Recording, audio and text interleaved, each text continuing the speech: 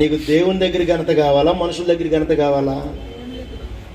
ఈరోజు చాలామంది మనుషుల దగ్గర కోరుకుంటున్నారు. మనుషుల దగ్గర ఘనత నిన్ను కొట్టిపడేస్తుంది.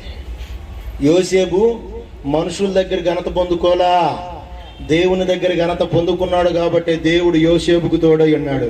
ఒకవేళ మనుషులు మెప్పులు కోరుకున్నట్లయితే దేవుడు సంసోను వదిలిపెట్టినట్టుగా వదిలిపెట్టేసేవాడు.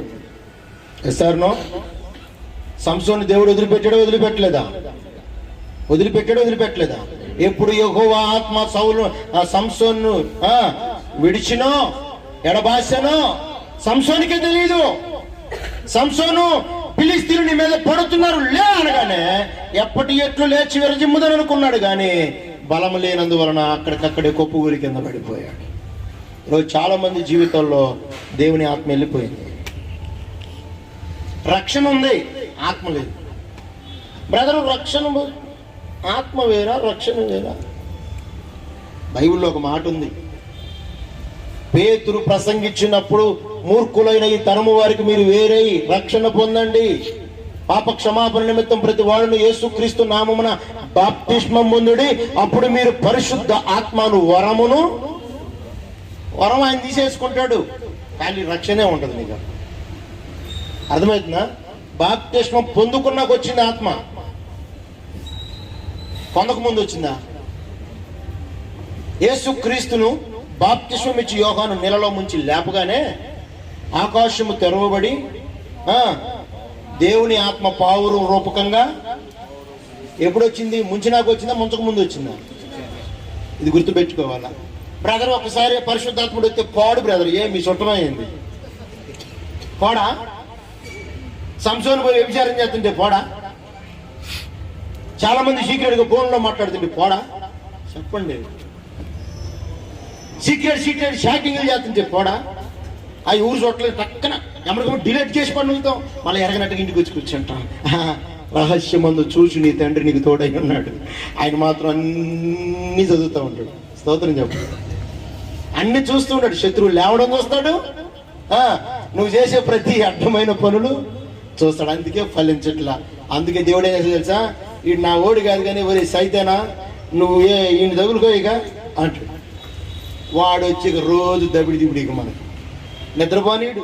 చాలా మందికి నిద్ర పట్టదు, నైట్ నిద్ర పట్టదు. పనుకున్న కాడి నుంచి ఏదో వచ్చిపోయిన పనుకున్నట్టు నిద్ర పట్టదేక లేచి అటు ఇటు తిరుగుతాడు. అన్నయ్య ఇప్పుడే అన్నం తిన్నా జరగల. అరకపోవడానికి కారణం ఏంది? నువ్వు దేవునికి వ్యతిరేకంగా ఉన్నావు. మనం ప్రార్థన చేసుకోగానే దేవుడు మొత్తం బయటకు వచ్చేసింది, వెన్నబోయి నిద్రపోతావు. కారణం ఏంటంటే యెహోవా యందు నమ్మకముంచి వాడు సురక్షితంగా ఉంటాడు. వాడికి ఏ ఆపద, ఏ శోధన, ఏ అపాయము రానివాడు. కారణం ఏంటంటే యెహోవా యందు భయభక్తులు గల వారి చుట్టూ దూతలు ఉంటాయి. ఆయన తమ గుడారములకు ఏ అపాయము రాకుండా ఆయన కావలి పెడతాడు. అందుకే అంటాడు 91వ కీర్తనలో 8వ వచనంలో, చివరిగా చదువుతాం.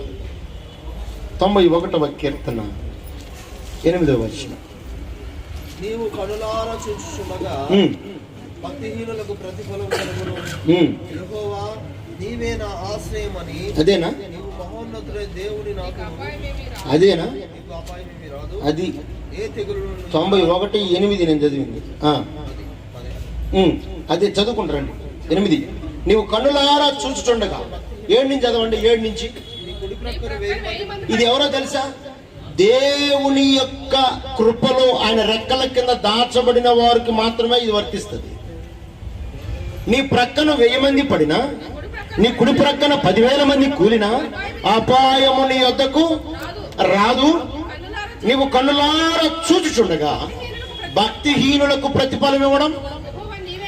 యెహోవా నీవే నా ఆశ్రయమని, నీవు మహోన్నతిని దేవుణ్ణి నివాస స్థానముగా చేసుకుని ఉన్నావు. నీకు అపాయమేమీ రాదు, ఏ తెగులు నీ గుడారమును సమీపించదు. నీ మార్గములన్నిట్లో నిన్ను కాపాడడానికి ఆయన నిన్ను గూర్చి తన దూతలకు ఆజ్ఞ ఇస్తాడంట. ఆమెన్ చెప్పండి. ఎప్పుడు నీవు నీటి ఊట దగ్గర నాటబడినప్పుడు మాత్రమే ఇవన్నీ వర్తిస్తాయి. ఆమె నీటి ఊట దగ్గర లేకుండా ఒడ్డు పక్కన నుంచొని నేను పచ్చగా ఉండాలి అంటే ఒడ్డు మీద ఉన్నటువంటి చెట్టు పచ్చగా ఉంటుందా, ఎండిపోతుందా? చెప్పండి, పచ్చగా ఉంటుందా, ఎండిపోతుంది? చాలా మంది ఎప్పుడో క్రిస్మస్ భక్తులు తయారవుతారు ఈ సంవత్సరంలో. అందరూ క్రిస్మస్ భక్తులు ఇప్పుడు వస్తారు బయటికి. సంవత్సరానికి ఒక్కసారి వాళ్ళు చచ్చిపోతారు. సిగరెట్ తాగినా, మందు తాగినా ఈ సంవత్సరంలో బయటకు వచ్చేదనా ఆ 4 రోజులు ఈ ఎడావిల్లో తిరుగుతారు. తర్వాత మళ్ళా అదే రీతి. మనం క్రిస్మస్ భక్తులుగా ఉండకూడదు. మనం ఎవరో తెలుసా? రోషము కలిగినటువంటి దేవుని యొక్క కృపలో పుటము వేయబడినటువంటి వారం. ఒక్కసారి పునాది వేసేము అంటే ఆ పునాది మన తరాలు చూడాలి. విశ్వాసం అనే గింజను నాటేవో లేదో ఒకసారి చెక్ చేసుకో. ఇంకా ప్రభువుని నమ్ముకుని రక్షణ లేకుండా లోకానుసారమైన జీవితాన్ని జీవిస్తా. టైం ఉంది నేను మారడానికి, టైం ఉంది బాప్తిష్యం పొందడానికి, టైం ఉంది సంఘానికి వెళ్ళడానికి, టైం ఉంది నేను సేవ చేయడానికి. ఇవన్నీ తప్పు. దేవుని దగ్గర నువ్వు నాటబడితేనే ఈ వాగ్దానాలన్నీ నీ జీవితంలోకి వచ్చి నిన్ను, నీ కుటుంబాన్ని, నీ పిల్లల పిల్లల పిల్లల పిల్లల తరతరాలుగా నిన్ను దేవుడు దీవించుకుంటూ వస్తాడు. ఎప్పుడో తెలుసా? నీటి ఊట దగ్గర నాటబడినప్పుడు. యాకోబు ఆ రాత్రి కొట్టబడ్డాడు కాబట్టి, యాకోబు ఆ రాత్రి ప్రభువును కలుసుకోగలిగాడు కాబట్టి ఈరోజు దేవుని నమ్ముకున్న పిల్లలందరూ కూడా ఇజ్రాయేలు సంతతిలోకి వెళ్ళిపోతున్నారు. హల్లెలూయా. ఆయన పేరు మీద ఒక దేశమే ఉందంటే అతిశయోక్తి కాదు. ఎస్ఆర్ను ఆయన దేవునికి లోబడ్డాడు. ఆ రోజు ఇజ్రాయేల్గా మార్చబడ్డాడు. ఒక దేశమే కట్టబడింది ఆయన కోసం. మరి ఈరోజు నువ్వు ఏ దేశాలు కడతావు? చాలా మంది పిల్లల కోసం పాలరాతితో బిల్డింగ్ కడతారు. పాలరాతితో బిల్డింగ్ కట్టి అని చచ్చిపోగానే శ్వాసన వస్తుండగానే మొత్తం ఇల్లంతా సాంబ్రాని, ఇల్లంతా సెడ్డు కొట్టి ఒక చిన్న గుడ్డు పెట్టి ఎవరో ఒకరి నివాసం చేయాలి. ఎట్టండి?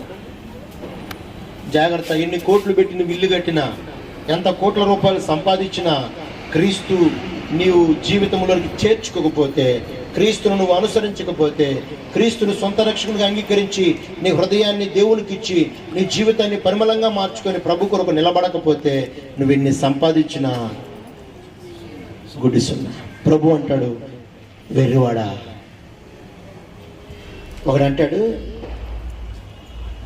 అనేక సంవత్సరాల తర్వాత విస్తారమైన ఆస్తిని సమకూర్చి పెట్టాను నా ప్రాణమా, తినుము త్రాగుము సుఖించుము అంటే ప్రభు అంటాడు, వెర్రోడా, ఈ రాత్రి నేను నీ ప్రాణాన్ని అడుగుచున్నాను, నువ్వు సంపాదించినవన్నీ ఎవరు వగును అన్నాడు. ఈరోజు బంగారం కొనిపెట్టేవేమో, ఆస్తిపాస్తులు కొనిపెట్టేవేమో, బిల్డింగులు కట్టుకున్నావేమో, కానీ లాస్ట్కి వచ్చేలేకి 6 అడుగులు గుంట కూడా మనకు మిగలనీయలు. ఇప్పుడు చాలా వరకు హైదరాబాద్లో చాలా వరకు స్థలాలు కూడా లేవు. బొందలగడ్డకి ఎడబడితాడే తీసిన గుంటలోనే మళ్ళా తీసి పూడ్చి పెడుతున్నారు కదా.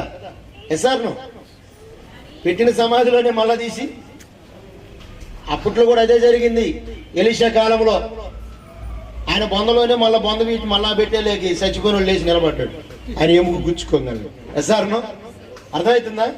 అదే వచ్చింది ఈ లోకంలో. కానీ ఇన్ని కోట్లు మనం సంపాదించిన నీకు దేవుని గూర్చిన అనుభవ జ్ఞానము లేకపోతే, ఇంకా పాలు తాగే పసిపిల్లవాడి వలె ఉంటే, చూడటానికేమో భారీ ఎత్తునున్నాం, బాగా లావుగా ఎత్తుగా ఆకారం చూడటానికి, కానీ దేవుని గురించి అనుభవ జ్ఞానంలో 0 ఉన్నట్లయితే నువ్వు ప్రభు దగ్గర నిలబడటానికి అర్హుడువు కాదు. ఒకవేళ నీకు ఎన్ని తెలిసినా నాకు ఏం తెలీదు ప్రభు అని నువ్వు ఒక్క మాట అనగలిగితే, ప్రభువా నేను పాపిని, నా కొరకు నువ్వు ఈ లోకానికి వచ్చావు అని నువ్వు అనగలిగితే, నా కొరకు నువ్వు కలవరిలో చనిపోయావయ్యా అని నువ్వు అనగలిగితే, నా కొరకు నువ్వు ప్రాణం పెట్టావయ్యా, నీ రక్తాన్ని కాచి నీ రక్తమును కడిగి శుద్ధి చేసావయ్యా అని నువ్వు అనగలిగితే, నా కొరకు మరణించి తిరిగి లేచి నేను ఉన్నాను సజీవుడిగా అని నువ్వు నమ్మగలిగితే, ప్రభు ఈ రాత్రి నీ హృదయంలోకి వస్తాడు. ఆయన రావాలి అని అంటే ముందు ఆయన్ని పిలవాలి. ఆయన్ని పిలవాలంటే ముందు ఏం చేయాలి తెలుసా? నువ్వు ఒప్పుకోవాలి. అన్ని ఒప్పుకొని పిలవాలా. అన్ని ఒప్పుకోకుండా చాలా మంది ఏం చేస్తారు తెలుసా? ఎవరన్నా బంధువులు చుట్టాలు ఇంటికి రాగానే ఏడ మట్టి ఆడే ఉంటుంది, గబగబ సాపలు వేసేస్తారు కనపడకుండా. తెలుసా మీకు? గబగబ సోపాల మీద గొడ్డలు వేసేస్తారు కూర్చోడానికి, దుమ్ము కనపడకుండా. మనం పైన కప్పెట్టినా కింద గొప్పలాగానే ఉంటుంది, ఆ కంపు కొడుతూనే ఉంటుంది. ఎస్ఆర్ను రెడ్డదాంగా అది పోవాలి అంటే దేవుడు అన్నాడు, పై రూపాన్ని కడగడానికి నేను రాలా, అంతరంగము లోపల ఉన్నటువంటి పాపాన్ని కడగడానికి వచ్చాను. ఆ లోపల ఏ పాపం ఉందో నువ్వు కడిగి దేవుని దగ్గర నిలబడగలిగితే ప్రభు ఈ రాత్రి నీ జీవితాన్ని అద్భుతంగా మార్చబోతున్నాడు. హల్లెలూయా. మారదమ్మా? ఎంతమంది ఫలించే కొమ్మల్లాగా ఉందో? ఎంతమంది ఉందో? ఫలిద్దామా, అప్పులు తెచ్చుకుందామా? అందరు చెప్పాలి. ఫలిద్దామా, అప్పులు తెచ్చుకుందామా? ఫలిద్దామా, అప్పులు తెచ్చుకుందామా? నాకు 2-3 స్వరాలే వినపడుతున్నాయి. మీరు ఇంకా మారకపోతే ఎట్ట? ప్రవచనాలు దేవుడు అన్నాడు పలకండి అన్నాడు.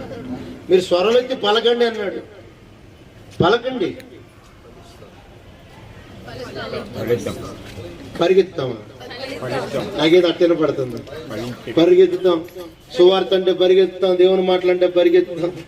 సార్ ఫలిస్తాం. ఎక్కడ? దేవుని వాక్యం అనే నీరు దగ్గర ఫలిస్తాం. వాక్యము ఏ వ్యక్తి జీవించకుండా అనుకో, నాకైతే అనిపించింది ఆకు చివరి అట్లా గిచ్చుదాం అనిపించింది. మీకు ఎవరికైనా అనిపించిందా? మీరైతే ఆకులు తుంచిపడ్డారు, ఆ మొదట్లోకి తుంచుతారట. అది పట్టుకొని ఇట్ట అనుకుంటా వెళ్తాం కదా. అది చూడటానికి అందంగా ఉందనుకో, పట్టుకోవడానికి ఇష్టపడతాం. అలాగే నువ్వు కూడా ఫలించే కొమ్మలాగా, శ్రేష్టమైన దేవదారు వృక్షంలాగా, అంజూరపు చెట్టులాగా దేవుని ఎదుట కనపడితే దేవుడిని పట్టుకోవడానికి ఇష్టపడతాడు. హల్లెలూయా. దేవుడిని ఇంట్లోకి రావడానికి ఇష్టపడతాడు. ఆ రాత్రి జక్కయ్య ఇంట్లోకి వచ్చాడంట. జక్కయ్య, నేడు నేను ఇంట్లోకి రావాల్సి ఉన్నది, నేను వస్తున్నా అనగానే జక్కయ్య పరిగెత్తుకుంటా వెళ్ళి ఇంట్లో ఉన్న సామానంతా బయటపడేశాడు. పాపము ద్వారా సంపాదించినవన్నీ బయటపడేశాడు. నేను ఎవరి దగ్గరైనా 1 వంతు తీసుకుంటే వారికి తిరిగి 4 వంతులు ఇస్తానని చెప్పేసి దేవుడు వచ్చాడన్న కారణంతో జక్కయ్య భేదవాడైపోవడానికి కూడా ఇష్టపడిపోయాడు. ఎందుకో తెలుసా? అయ్యా, నువ్వు నా జీవితంలోకి వస్తే ఈ లోకంలో ఉన్నదంతా నా పాదాల దగ్గర ఉంటుంది. భేదవాడైపోయాడు. ఆ రాత్రే లోకరీతిగా భేదవాడయ్యాడు, కానీ క్రీస్తు రూపకంగా ధనవంతుడైపోయాడు. అందుకే ప్రభు అంటాడు, ఇతడు కూడా స్తోత్రం చెప్పండి. అప్పుడు దాకా ఆయనకి ఆ బిరుదు లేదు. జక్కయ్య వస్తున్నాడంటే అందరూ తిట్టేవాళ్ళు, వరి ఇటు పనికి మొదలు రా, ఇటు మళ్ళీ అప్పిచ్చినాడు కదా, మళ్ళీ అప్పుడు అడుగుతాడు అని చెప్పి జనాలు దాక్కునేవాళ్ళు. కానీ జక్కయ్య ఇప్పుడు ఇస్తున్నటువంటి ఆ డబ్బులు చూసి అందరు జక్కయ్య నువ్వులాంటి మనసు కలిగిన వాడు అనుకోలేదయ్యా. యేసయ్య నీ జీవితంలోకి వస్తే ఎంత మంచివాడువో, ఎంత గొప్పవాడువో ఈ రోజు మాకు అర్థమైందని ఒక్క క్షణంలో జక్కయ్య దేవుని కృపను బయటకు చూపించాడు. ఎన్ని సంవత్సరాలు అవుతుంది మన బండ వంటి హృదయంలోకి యేసయ్య వచ్చి? ఎన్ని సంవత్సరాలు అవుతుంది? ఇంకా నువ్వు బండవే, మారవు. అందుకే ప్రభు అంటే యెహెజ్కేలు గ్రంథంలో వారి హృదయముల నుండి రాతి వంటి హృదయాన్ని తీసివేసి నేను వారికి మాంసపు హృదయాలు ఇస్తాను. మాంసపు ఉందా? చాలు, నా గుండెకి గాయం చేశారన్నయ్య, నేను రానన్నయ్యా. నీ గుండెకి గాయం అవ్వాలి, అవుతేనే కదా దేవుడు నిలబెట్టేది. స్తోత్రం చెప్పు, స్తోత్రం చెప్పు. పిండేశారన్నయ్య, ఏమి లేకుండా లాగేశారన్నయ్య. లాగని యోసేపుని ఈడ్చుకుంటూ పోయారు. వచ్చేటప్పుడు ఊరేగింపుతో తీసుకొచ్చారు. హల్లెలూయా, హల్లెలూయా. ఎందుకో తెలుసా? యోసేపుకు దేవుడు తోడై ఉన్నాడు. తోడై ఉన్నవాడు నెట్టబడతాడు, తరమబడతాడు, అవమానపరచబడతాడు, గేలి చేయబడతాడు, నిందించబడతాడు. ఏ తప్పులు చేయకపోయినా వాడి మీద మచ్చలు వేస్తుంది ఈ లోకం. అందుకే ప్రభు అంటాడు, నా నిమిత్తము జనులు మిమ్మల్ని నిందించి హింసించి చెడ్డ మాటలల్లా మీ మీద పలికినప్పుడు దరిద్రులు అన్నాడు. కొంతమందికి నోరు తెరక్క ఆ మాట వస్తుంది అనిపిస్తున్నా. ధన్యులు అన్నాడా, దరిద్రులు అన్నాడు? ఏందన్నయ్య, పోక చర్చికి పోతే ఇంత పెద్ద నిందేశారు నా మీద, ఈ రోజు నుంచి ప్రార్థన చేయను, ఈ రోజు నుంచి పాటలు పాడను, ఈ రోజు నుంచి వాక్యం చదవను. గొప్పదని తెలియను. నిన్ను నిలబెట్టాలి అని అంటే ఇక్కడ పడగొట్టాలా? ఆమేన్. ఇక్కడ పడగొడితేనే నువ్వు ఆయన దగ్గరికి వెళ్తావు. అన్ని ఉంటే నువ్వు వెళ్తావు ప్రభు దగ్గరికి. దెబ్బ తగిలితేనే కదా యేసయ్య దగ్గరికి వెళ్ళి ప్రార్థన చేసేది. గాయమైతేనే కదా కన్నీరు గార్చేది.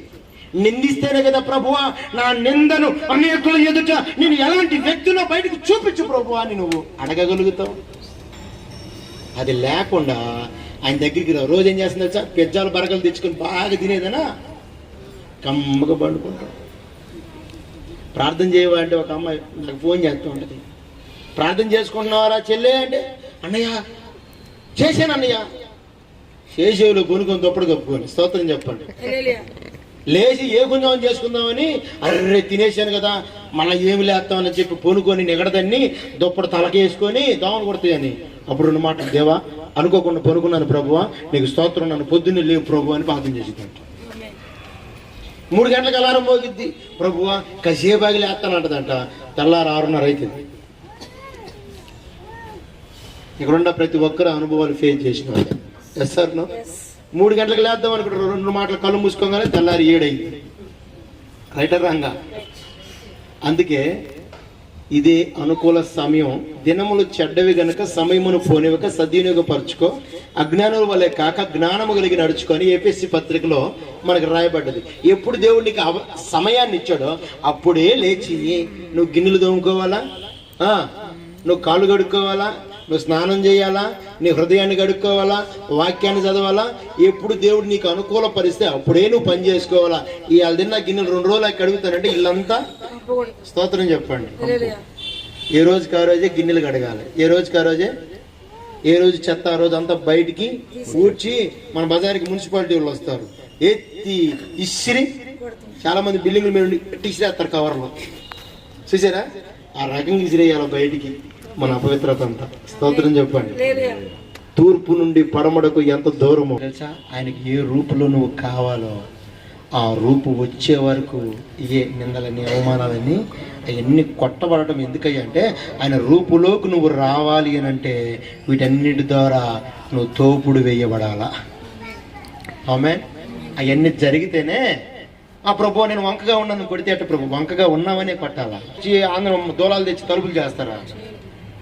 నువ్వు కూడా దేవునికి ఉపయోగకరమైనటువంటి పనిముట్టుగా మారాలి అని అంటే ఎక్కడ వంక ఉందో, ఎక్కడ తేడా ఉందో, ఎక్కడ మచ్చ ఉందో దాన్ని కోస్తాడు దేవుడు.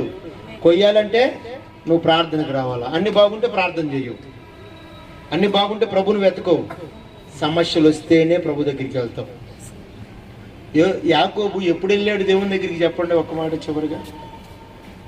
వాళ్ళ అన్న చంపుతాడని వెళ్ళాడు, లేకపోతే వెళ్ళేవాడు కదా. లేకపోతే సైన్యాన్ని ఎత్తుకొని ఊరేగింపుతో వెళ్ళేవాడు. అన్న వస్తాడని వెళ్ళి కూర్చున్నాడు ఒక్కడే, ఎవరు లేకుండా. ఆ రాత్రి తన జీవితాన్ని కడిగేసుకున్నాడు. ఈరోజు ప్రతి ఒక్కరు నా భార్య చేసింది ప్రార్థన, మా ఆయన చేస్తాడు, ఇటేనండి వాళ్ళ బాధలు వాళ్ళు పడతారు. మీరు ఇటు చూడండి, వినండి. ఎవరన్నా పక్కన ఎవరన్నా మాట్లాడితే మన సూప్ అంతా వెళ్ళిపోతుంది. సైతాన్ గడాడి అర్థమవుతుందా? ముచ్చట్ల వైపుకు మన మనసును తిప్పేస్తాడు అంతే. ఏం చెప్పాలో మర్చిపోయా. మీరు చేసే పనిగా భార్య ప్రార్థన చేస్తుందని భర్త ప్రార్థన చేస్తుందని భార్య, నువ్వు చేస్తున్నావుగా నా కోసం బాగా చెయ్యి, నేమో తినిపోనుకుంటాడు బాగా. చాలా మంది అయ్యగారు మా భార్య బాగా ప్రార్థన చేసిద్ది, ఈయన పెద్ద పనివాడు బయటికి వెళ్ళి బీర్ షాపుల దగ్గర బార్ షాపుల దగ్గర. బైబుల్ చెప్తుంది, యెహోషువ అంట, మీరు ఎవరిని సేవించుదురో కానీ నేనును నా ఇంటి వారును యెహోవానే. ఇంటి వారు అంటే కొడుకున్నాడు, దాంట్లో కూతురుందా, భార్య ఉందా, భర్త, నాయన, జేజీ అందరూ ఉండాలి. మా ఆయన ఆదివారం వంగల చర్చికి వెళ్తాడండి. నువ్వేం చేస్తావమ్మా? ఇంట్లో గిన్నెలు తవ్వుతుంటానండి. నువ్వేం చేస్తావమ్మా? పిడకలు కొడతావు బరిపెండ తీసుకొని. నువ్వు కూడా పోవాలా. ఫ్యామిలీ అందరు కలిసి మోకాళ్ళు వేసారంటే ఆ మధ్యలో దేవుడు అద్భుతాలు చేస్తాడు. హల్లెలూయా. పౌలు శిరలో ప్రార్థన చేస్తుంటే దేవుడు చెరసాలలోకి దిగొచ్చి చెరసాల పునాదులను పగలగొట్టేశాడు. చెరసాల నాయకులు కూడా తడబుట్టేటట్టుగా చేశాడు. ఈరోజు నీ గ్రామంలో, నువ్వు ఉండే స్థలంలో, నువ్వు ఉండే ఇళ్లలో, నీ చుట్టుపక్కల అద్భుతం జరగాలంటే, అద్భుత కార్యాలు జరగాలంటే నువ్వు మోకాళ్ళు వేసి ప్రభువుని పిలువుతుంది. ఇక కార్యాలే. యాకోబులాగా మారుదామా? యాకోబులాగా తండించుకుందామా? ఆ తన్నులు వద్దండి, మాకు దీవెనలే కావాలి. తన్నులు లేకుండా దీవెన రాదు, నిందలు లేకుండా ఆశీర్వాదం. ఎంతమందికి ముందు నింద రావాలా? అందరు ముందు నేను ప్రభువా నీవు ప్రణాళికలోనికి మారాలంటే నేను ఎలా ఉండాలో అలా నన్ను మార్చుకొని మలుచుకొని నీకు నచ్చిన స్థానంలో నన్ను పెట్టు ప్రభు నువ్వు అని అంటే అనగలిగితే దేవుడు కార్యాలు చేయడం స్టార్ట్ చేస్తాడు. దెబ్బ కొట్టంగల అమ్మ అన్నావు అనుకో, దెబ్బ కొట్టంగల అయ్యా అన్నావు అనుకో, ఇక దేవుని వదిలేసి పక్కకి వెళ్ళిపోయావు అనుకో, ఇక నీ గతి కుక్కలు కూడా పట్టావు. ఎవరు చూడరు. సనిగే వాళ్ళంగా, గొనిగే వాళ్ళంగా చాలా మంది అలుగుతారు. ఏంది ఈ అలుగుడు బుద్ధి? అలుగుడు అలవాటు చాలా దారుణమైన పాపం అది. క్రైస్తవులు అలుగుడు ఉండద్దు, సనుగుడు అంతకంటే ఉండదు. ఇజ్రాయెల్ దేనికి కూలేరండి? స్తోత్రం చెప్పాడు. ఇంకా సైతానుడు గోల మన దగ్గర అలాగనే ఉన్నాడు. ఆ దినాల్లో వాళ్ళు వెళ్ళిపోయారు, కానీ ఈ దినాల్లో ఇంకా వాడు పరిపాలన చేస్తున్నాడు, నిద్రపోతున్నాడు అందరి దగ్గర. వాళ్ళు ఎప్పుడు నిద్రలేపుతారు తెలుసా? ఏదైనా ఇంట్లో వ్యవహారాలు జరిగినాయి అనుకో, ఇక వాడు సనుగులు బయటికి లేస్తాడు. క్రైస్తవుడిగా మనం ఉన్నప్పుడు ఎవరి మీద సనగద్దు, గొనగద్దు. అప్పుడు నీ ప్రార్థన వినబడుతుంది దేవునికి. హల్లెలూయా.